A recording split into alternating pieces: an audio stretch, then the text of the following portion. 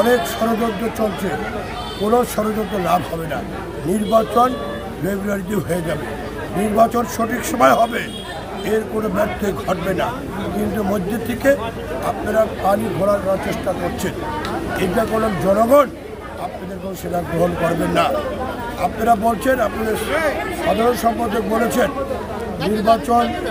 নির্বাচন যদি না হয়, কি বলে ফেব্রুয়ারিতে না হলেও চলবে, তারপরেও নভেম্বরে আপনারা গণভোট চেয়েছেন।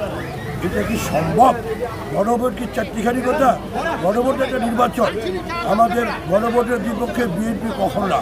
বিএনপি চায় গণভোট এবং জাতীয় নির্বাচন একসাথে হোক, তাহলে মানুষের মধ্যে স্বস্তি আসবে, মানুষ তার সময় মতো ভোট প্রয়োগ করতে পারবে।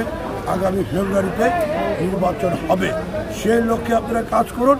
আপনার এলাকার মানুষের সাথে মিশুন।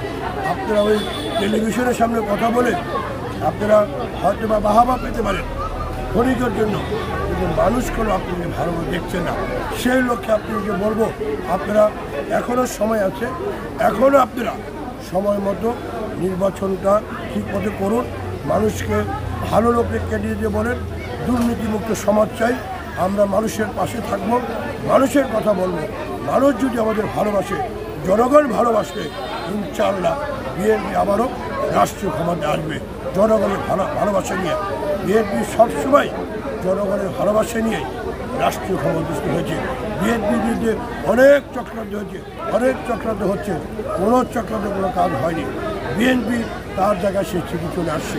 তাই আজকে আমি অনুরোধ করবো জামাতকে, এই গোষ্ঠীকে, আপনারা নির্বাচনের জন্য খুব শীঘ্রই নির্বাচন, ফেব্রুয়ারিতে নির্বাচন হবে, আপনারা একমত পোষণ করে দেশটাকে একটি ভালো জায়গায় নিয়ে আসেন। এটাই হোক আজকে আমাদের নিবেদন।